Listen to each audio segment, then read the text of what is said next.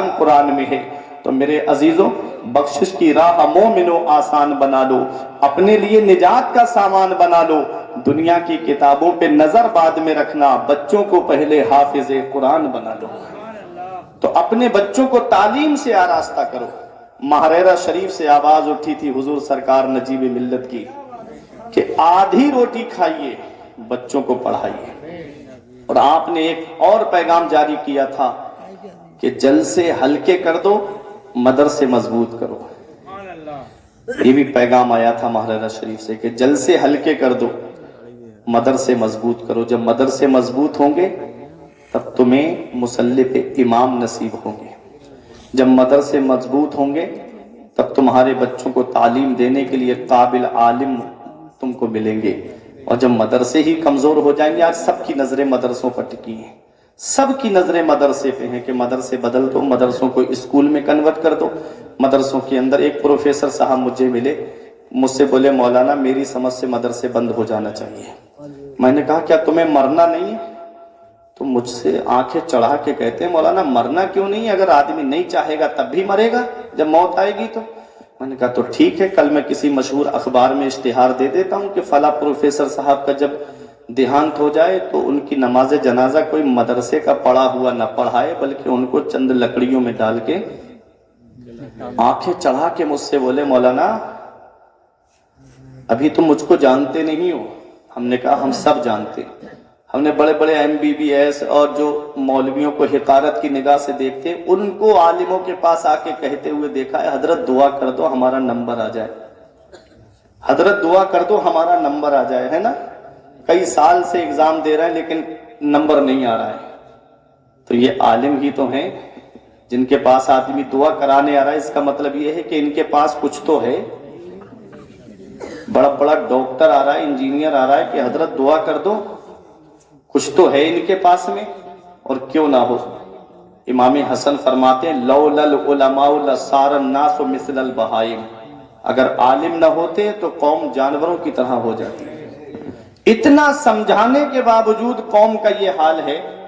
اب سوچو بالکل کوئی سمجھانے والا نہ ہو تو پھر ان کا حال کیا ہوگا۔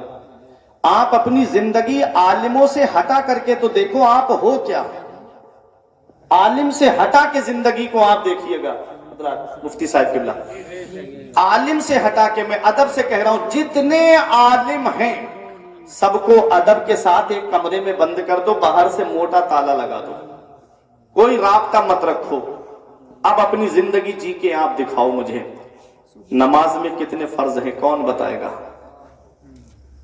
نماز کے اندر کتنے واجبات ہیں کون بتائے گا؟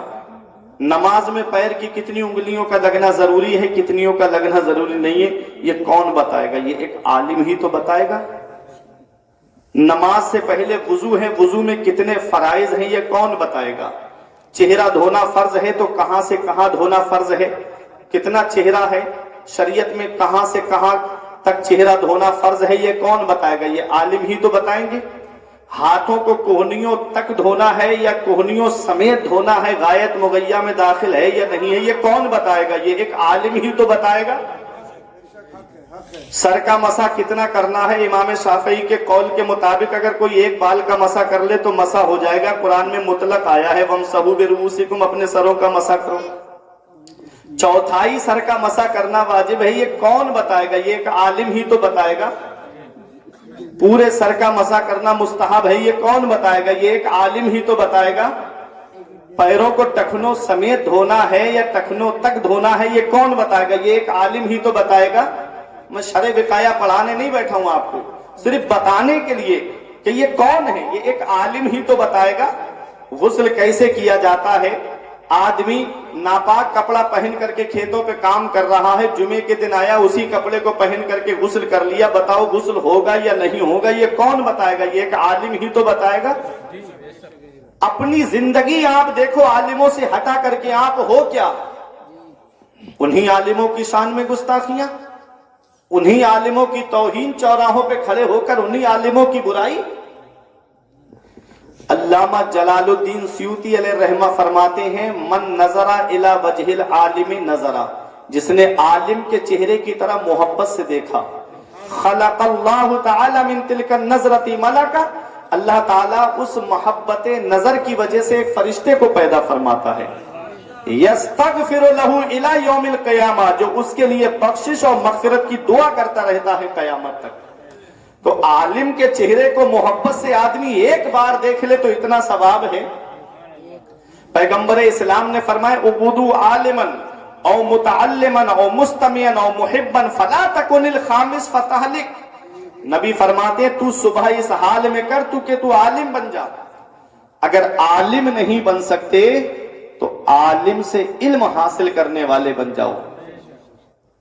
اس حدیث میں غور کرنے کی بات یہ ہے ناظم بھائی مفتی صاحب کہ مدینے والے مصطفیٰ نے عالم سے الگ نہیں کیا۔ اگر عالم نہیں بن سکتے ہو تب بھی نبی نے عالم ہی کے پاس رکھا کہ عالم سے علم حاصل کرنے والے بن جاؤ، عالم کے پاس رکھا۔ اگر عالم سے علم حاصل کرنے والے بھی نہیں بن سکتے تو نبی فرماتے ہیں او مستمعن، تو عالم کی باتیں سننے والے بن جاؤ۔ آج افسوس ہوتا ہے، میں ایک بہت کڑوا جملہ دینے جا رہا ہوں، اس کو برداشت کر لینا۔ افسوس ہوتا ہے، میں کسی کا مخالف نہیں، افسوس تب ہوتا ہے کہ جب آدمی شاعری سن کر کے اپنے گھر چلا جاتا ہے اور عالم بیٹھ کر کے احساس کمتری کا شکار ہوتا ہے۔ نبی فرماتے عالم کی باتیں سننے والے بن جاؤ۔ نعت نبی سننے سے دلوں میں عشق رسول پیدا ہوتا ہے، وہیں اعمال کی اصلاح تقریر کے ذریعے ہوتی ہے۔ عالم کی باتیں سننے والے بن جاؤ۔ آگے نبی فرماتے عالم نہیں بن سکتے، طالب علم نہیں بن سکتے، عالم کی باتیں سننے والے نہیں بن سکتے، او محبن، تو عالم سے محبت کرنے والے بن جاؤ، عالم سے محبت کرنے والے بن جاؤ۔ قیامت کے دن ایک شخص ایسا لایا جائے گا جس کا جہنم کا ٹکٹ کٹ گیا ہوگا، تو رب کی رحمت تو بہانہ ڈھونڈتی ہے، رحمت حق بہانہ بھی جو ہے، اللہ کی رحمت تو بہانہ ڈھونڈتی ہے۔ رب فرمائے گا واپس لاؤ اسے واپس لایا جائے گا۔ رب پوچھے گا اس سے کیا تو عالم ہے؟ وہ کہے گا مولا میں عالم نہیں ہوں۔ رب فرمائے گا کیا تو نے عالم سے علم حاصل کیا؟ وہ کہے گا میں نے عالم سے علم بھی حاصل نہیں کیا۔ رب فرمائے گا کیا تو عالم کی باتیں سنتا تھا؟ جب عالم بولتا تھا تو تو سنتا تھا؟ وہ کہے گا مولا میں عالم کی باتیں بھی نہیں سنتا تھا۔ رب فرمائے گا کیا عالم سے محبت کرتا تھا؟ وہ کہے گا مولا میں عالم سے محبت بھی نہیں کرتا تھا۔ اب نہ تو عالم ہے، نہ طالب علم ہے، نہ عالم کی باتیں سننے والا ہے، نہ عالم سے محبت کرنے والا ہے، کچھ بھی نہیں ہے۔ اللہ کی رحمت بہانہ ڈھونڈتی۔ رب فرمائے گا کیا تیرا کوئی عالم دوست تھا؟ کیا تیری دوستی کسی عالم سے تھی؟ وہ کہے گا مولا میرا کوئی عالم دوست بھی نہیں تھا۔ آج کوئی کالج فرینڈ بنائے پھر رہا ہے، کوئی کوچنگ فرینڈ بنائے پھر رہا ہے۔ اللہ کا قرآن کہتا ہے الاخلاء یومئذ بعضهم لبعض عدو الا المتقین، قیامت کے دن بعض گہرے سے گہرے دوست ایک دوسرے کے دشمن بن جائیں گے سوائے پرہیزگاروں کے، سوائے متقیوں کے۔ تو دوستی عالموں سے کرو، دوستی حافظوں سے کرو، دوستی متقی و پرہیزگار سے کرو، دوستی اس سے کرو جو خود بھی نماز پڑھے اور تمہارا ہاتھ پکڑ کر کے مسجد لے کر کے جائے کہ اگر نماز نہیں پڑھے گا تو میں تجھ سے دوستی نہیں رکھوں گا۔ شیخ سعدی فرماتے ہیں دوست آ دانم کے گیرت دستے دوست در پریشاں حالی و درماندگی، سچا دوست وہ ہے جو پریشانی کے وقت میں اپنے دوست کا ہاتھ پکڑے، سچا دوست ہے۔ خوشی کے وقت تو مخنث بھی ناچنے کے لیے آ جاتے ہیں، پریشانی میں جو دوست کا ہاتھ پکڑتا ہے وہ سچا دوست ہوتا ہے۔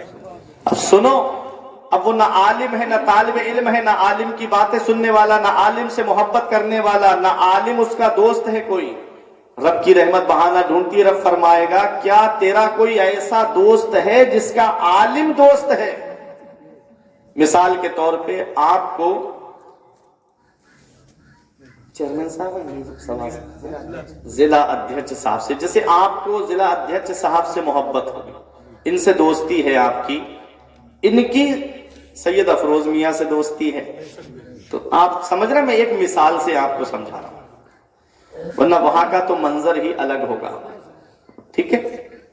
رب فرمائے گا کیا تیرا کوئی ایسا دوست ہے جس کا عالم دوست ہے؟ وہ کہے گا ہاں مولا میرا ایک دوست تھا جس کا عالم دوست تھا۔ رب فرمائے گا جا میں نے اسی کے صدقے میں تجھ کو بخش دیا۔ اسی کے صدقے میں بخش دیا۔ تو اپنی دوستی عالموں سے کرو، اپنی دوستی دینداروں سے کرو، اپنی دوستی عالموں سے کرو۔ پیغمبر اسلام نے کیا فرمایا؟ نبی فرماتے ہیں اس دنیا میں، نبی نے فرمایا عالموں کا مرتبہ بتاتے ہوئے، فقیہ واحد اشد علی الشیطان من الف عابد، ایک عالم شیطان پر 1000 عابدوں سے زیادہ بھاری ہے۔ شیطان 1000 عابدوں کو بہکا سکتا ہے لیکن ایک عالم کو نہیں بہکا سکتا۔ یہ نبی فرماتے ہیں، پیغمبر اسلام عالم کا مقام، ان کا مرتبہ بتا رہے ہیں۔ اور ایک چیز اور سنو، لولا العلماء لصار الناس مثل البہائم، اگر عالم نہ ہوتے تو قوم جانوروں کی طرح ہو جاتی ہے۔ یہ امام حسن فرما رہے ہیں کہ اگر عالم نہ ہوتے تو قوم جانوروں کی طرح ہو جاتی۔ نماز کے فرائض کو عالم بتاتا ہے، وضو کے فرائض کو عالم بتاتا ہے، ان کا طریقہ عالم بتاتا ہے۔ اس لیے اپنے آپ کو عالموں کے قریب کرو، ان عالموں کے قریب رہو گے تو کامیاب رہو گے، اور عالموں سے دور ہو گئے تو آپ کی دنیا بھی خراب ہو جائے گی۔ آج آدمی 5 منٹ کی کلپ سن کر کے مفتی بننا چاہتا ہے، فیس بک پر سن کے آیا، ارے مولانا صاحب یہ بات بتا رہے ہیں، ہم تو نیٹ پہ ایسا سن کے آئے ہیں۔ 5 منٹ کی کلپ سن کے آدمی مفتی بننے کی کوشش کر رہا ہے۔ یاد رکھو، جن مسائل کو سمجھنے کے لیے ان علماء کو 10-15 سال مدرسوں میں لگ جاتے ہیں، ان مسائل کو آدمی 5 منٹ میں سمجھنے کی کوشش کر رہا ہے۔ اے لوگوں، یہاں سے بات یہ بتانا چاہ رہا ہوں کہ اگر کوئی مسئلہ پیش آتا ہے تو اپنے عالموں کے پاس آؤ، اگر کوئی اہم معاملہ پیش آتا ہے تو اپنے عالموں کے پاس میں آئیے گا۔ یہ علماء ہیں جو کتاب میں دیکھ کر کے تمہارے مسائل کو حل کریں گے۔ آج آدمی اپنے عالموں کے قریب نہیں ہوتا ہے، بس سوشل میڈیا پہ 5 منٹ کی کلپ اس نے سنی اور اپنے آپ کو مفتی سمجھنا شروع کر دیتا ہے۔ یاد رکھنا، یہ دنیا چند دن کی ہے، ہم ہمیشہ رہنے کے لیے نہیں آئے ہیں اس دنیا میں، چند دن کے لیے ہم اس دنیا میں آئے ہیں۔ بڑے بڑے دولت والے آئے اور اس دنیا سے چلے گئے، بڑے بڑے پیسے والے آئے اور اس دنیا سے چلے گئے، بڑے بڑے رتبے والے آئے اور اس دنیا سے چلے گئے۔ قبرستان ایسے نوجوانوں سے بھرا پڑا ہے جو کہتے تھے مولانا فجر سے نماز پڑھنے کے لیے آئیں گے، قبرستان ایسے بوڑھوں سے بھرا پڑا ہے جو کہتے تھے جمعے سے نماز پڑھنے کے لیے آئیں گے۔ ساتھ جن کے تھے یہاں لشکر و فوج و سپاہ، بے کسانہ قبر کے اندر اکیلے چل بسے، ایک ساتھ بھی نہ ٹھہرے، وعدہ جن کا آ گیا، جی کے جی میں رہ گئے، ارمان سارے چل بسے۔ اے میرے عزیزوں، اب میری ایک آخری بات سنو، آدمی اپنے عالم کا ادب نہ کرے تو اس آدمی کو جو ہے وہ فیض حاصل نہیں ہوتا۔ طالب علم اگر اپنے استاذ کا ادب نہ کرے تو اسے علم تو حاصل ہو جائے گا لیکن برکت علم حاصل نہیں۔ ایک بہت اہم بات بتانے جا رہا ہوں، یہ علماء میری تائید کریں گے، مرید اپنے پیر کا ادب نہ کرے تو اسے پیر کا فیض حاصل نہیں ہوگا۔ کتنا ضروری ہے ادب۔ امام اعظم ابو حنیفہ کے شاگرد ہیں حضرت امام ظفر، مصباحی صاحب، امام ظفر امام اعظم ابو حنیفہ کے شاگرد ہیں حضرت امام ظفر۔ آپ کتابوں میں دیکھیں گے، فقہ کی کتابوں میں جگہ جگہ آتا ہے خلافت لظفر، امام ظفر کا اس میں اختلاف ہے۔ امام اعظم ابو حنیفہ کے شاگرد ہیں۔ آپ کا گھر امام اعظم ابو حنیفہ کے گھر سے 16ویں گلی میں تھا، 16ویں گلی میں دلی میں آپ جائیں گے نوئیڈا کی طرف تو اس میں سیکٹر بنے ہوئے ہیں، سیکٹر 1، سیکٹر 2، سیکٹر 3، سیکٹر 4، تو آپ سوچ لو کہ 16 سیکٹر کتنی دوری ہوگی۔ مگر ادب کا یہ عالم ہے، امام اعظم ابو حنیفہ کے شاگرد ہیں امام ظفر، اور آپ کا گھر امام اعظم کے گھر سے 16ویں گلی میں۔ ادب کا یہ عالم ہے کہ کبھی اپنے استاذ کے گھر کی طرف پیر پھیلا کر کے نہیں بیٹھے، نہ کبھی پیر پھیلا کر کے لیٹے امام ظفر، اتنا ادب کرتے تھے اپنے استاذ کے گھر کا۔ اور امام اعظم ابو حنیفہ کے استاذ کا نام ہے حضرت شیخ حماد رحمۃ اللہ علیہ۔ شیخ حماد کے استاذ ہیں حضرت ابراہیم نخعی، اور حضرت ابراہیم نخعی کے استاذ ہیں حضرت علقمہ، اور حضرت علقمہ کے استاذ ہیں حضرت عبداللہ ابن مسعود۔ یہی روایت ہے فقہ حنفی کی۔ تو حضرت امام اعظم ابو حنیفہ کا ادب دیکھیں آپ کہ جب شیخ حماد کا وصال ہو گیا تو امام اعظم ابو حنیفہ اپنے استاذ کے گھر کے لیے سبزی بازار سے خرید کر کے لاتے تھے. پوری دنیا امام اعظم مان رہی ہے ان کو, پوری دنیا امام اعظم تسلیم کر رہی ہے. ایک دن شیخ حماد کی بیوی نے کہا, او امام اعظم, ارے ساری دنیا تم کو امام اعظم مان رہی ہے, اب تو ہمارے گھر کی سامان کو لانا بند کر دو, اب تو ہمارے گھر کی سبزی لانا بند کر دو, کسی اور سے بھجوا دیا کرو, آپ کیوں لے کر آتے ہو. تو ادب دیکھیں, امام اعظم ابو حنیفہ کہتے ہیں تو کیا ہو گیا کہ میں امام اعظم بن گیا, پہلے اس گھر کا غلام بنا ہوں تبھی تو دنیا کا امام بنا ہوں. یہ ادب ہے, ادب. نعرہ تکبیر, نعرہ رسالت, نعرہ رسالت. پہلے اس گھر کا غلام بنا ہوں تبھی تو دنیا کا امام بنا ہوں. تو میرے عزیزو, تم نے علم حاصل کر لیا ہے, تم نے قرآن کو حفظ کر لیا ہے, تم نے قرآن کو قرأت کے ساتھ پڑھ لیا ہے, تو اپنے استاذ کا ادب کرنا. جو حروف تہجی تم کو پڑھا دے وہ بھی تمہارا استاذ ہے, اس کا بھی ادب تمہارے اوپر واجب ہے, ضروری ہے. استاذ کا ادب کتنا ضروری ہے یہ آپ سمجھ سکتے ہو کہ امام اعظم ابو حنیفہ کے شاگرد امام ظفر اپنے استاذ کے مکان کی طرف پیر نہیں پھیلاتے. امام اعظم کتنا ادب کرتے تھے اپنے استاذ کا. اللہ اکبر. یہ ہمارا قرآن ہے, جس کے سینے میں قرآن آ جائے وہ عظمت والا ہو جاتا ہے. قرآن جس جزدان میں رکھا جائے وہ جزدان قابل تعظیم ہوتا ہے. قرآن میں ہر چیز کا بیان ہے. حافظ قرآن کی شان, جب حافظ قرآن کا انتقال ہوگا لوگ مٹی کے نیچے دفن کر کے چلے آئیں گے, رب فرمائے گا, اس مٹی کو حکم دے گا, اے قبر کی مٹی حافظ قرآن کے جسم کو مت کھانا, حافظ قرآن کے جسم کو مت کھانا. وہ کہے گی, مولا میں اس کے جسم کو کیسے کھا سکتی ہوں جس کے سینے میں تیرا کلام موجود ہے. زمین میلی نہیں ہوتی, زمن میلا نہیں ہوتا, محمد کے غلاموں کا کفن میلا نہیں ہوتا. نعرہ تکبیر, نعرہ رسالت, نعرہ رسالت. خواجہ غریب نواز, خواجہ غریب نواز, مسلک اعلیٰ حضرت, مسلک اعلیٰ حضرت. یہ ہمارا قرآن ہے, ہر چیز ہے قرآن میں. آؤ قرآن کی تعلیم حاصل کرو, قرآن کو پڑھو. قرآن کی تعلیم جس کے پاس ہوگی وہ کبھی ناکام نہیں ہوگا, ہر موڑ پر کامیاب نظر آئے گا. اور ان سے اچھا ذہن کس کے پاس ہوگا. اب ضروری نہیں ہے, آخری بات ہے, تقریر ختم کرنے جا رہا ہوں, ضروری نہیں ہے, ضروری نہیں ہے کہ آدمی حافظ بننے کے بعد اسے مصلی امامت ہی مل جائے, یا آدمی فارغ ہونے کے بعد میں تدریس کا منصب ہی اس کو مل جائے. بے شک یہ بڑے کام ہیں, بے شک یہ وہ کام ہے جو بہت بڑے کام ہے.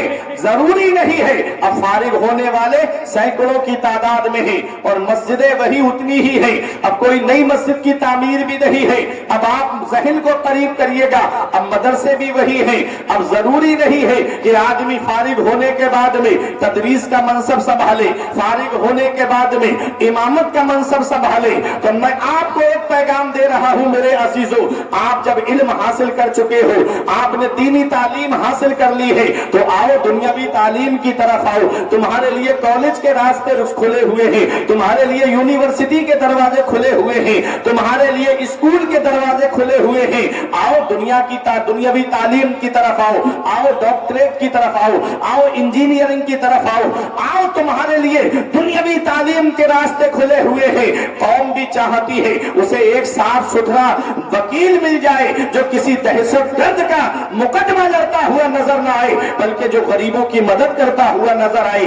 قوم بھی چاہتی ہے کہ اسے ایک ایسا ڈاکٹر مل جائے جو کسی میڈیکل والے سے کمیشن کھاتا نظر نہ آئے, جو الٹرا ساؤنڈ والوں سے کمیشن کھاتا نظر نہ آئے بلکہ جو قوم کی مدد کرتا ہوا نظر آئے.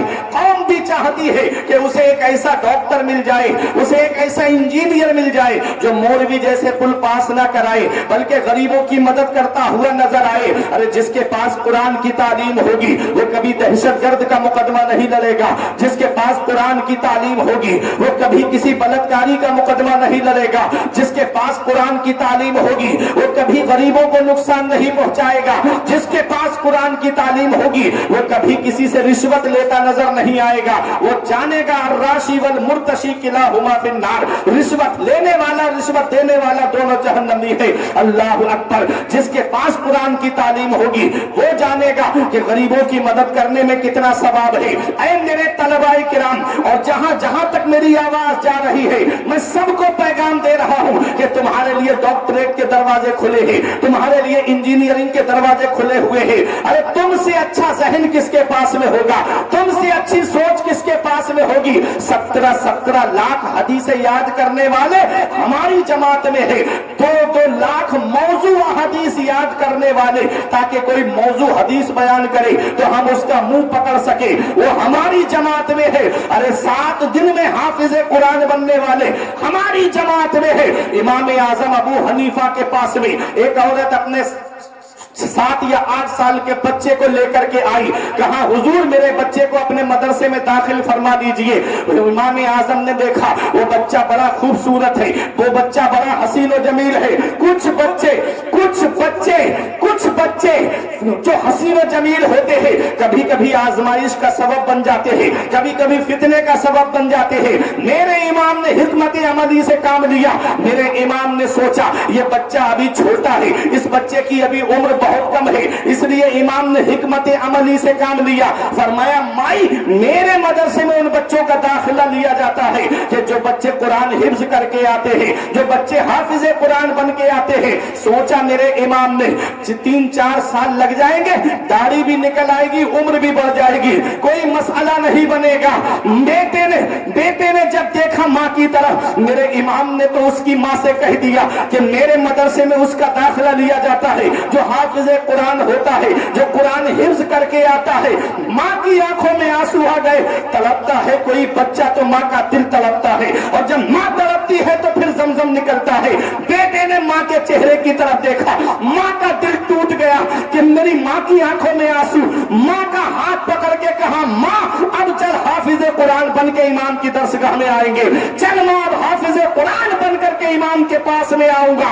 اے برائی میں رہنے والوں، اے سنبل کے قرب و جوار میں رہنے والوں، یہ علماء کرام کی دعائیں لے کر کے 7 دن کے بعد میں ماں اپنے بیٹے کو لے کر کے آئی. میرے امام نے کہا مائی تجھے میرا قول یاد نہیں رہا کہ میرے مدرسے میں ان کا داخلہ لیا جاتا ہے جو قرآن حفظ کر کے آتے ہیں. ماں نے کہا امام حافظ قرآن بنا کے لائی ہو، حافظ قرآن بنا کے لائی ہو.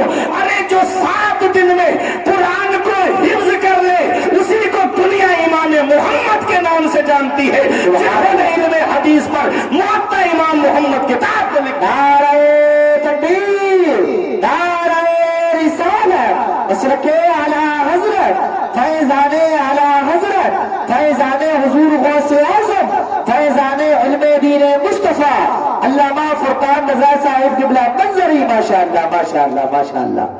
7 دن میں جو قرآن حفظ کر لے اسی کو دنیا امام محمد کے نام سے جانتی ہے. یہ ہمارے ہیں. ان سے اچھا ذہن کس کے پاس ہوگا جو قرآن کو ایک بیٹھک میں سنا دے.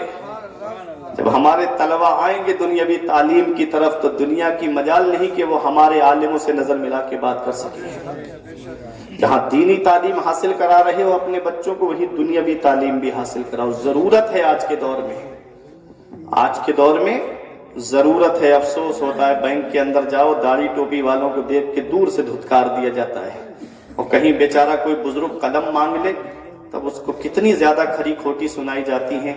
یہ تو وہی جانتا ہے جس کو سنائی جاتی. میں نے اپنی آنکھوں سے دیکھا ہے. بہت افسوس ہوتا ہے جب ہمارے اپنے ہوں گے نا بینکوں کے اندر تو وہ غریبوں کی مدد کرتے نظر آئیں گے. اس لیے دینی تعلیم کے ساتھ ساتھ دنیاوی تعلیم بھی اپنے بچوں کو سکھاؤ تاکہ تمہارے بچے کسی موڑ پر ناکام نظر نہ آئیں. ہر محاذ پر، ہر موڑ پر، ہر جگہ تمہارے بچے کامیاب نظر آئیں. یرفع اللہ الذین آمنوا منکم، اللہ نے ان کے درجوں کو بلند فرما دیا جو ایمان والے ہیں، اور ایمان والوں میں ان کے درجوں کو بلند فرمایا جو علم والے ہیں. علم والوں کو اللہ نے درجہ بلند فرمایا ہے۔ یہ علماء ہیں، ان کے قریب ہو جاؤ، اپنے عالموں کے قریب ہو جاؤ، اپنے اماموں کے قریب ہو جاؤ، اپنے مدرسین کے قریب ہو جاؤ، اپنے بچوں کو دینی تعلیم حاصل کراؤ، اپنے بچوں کو دینی تعلیم کے ساتھ ساتھ دنیاوی تعلیم بھی حاصل کراؤ۔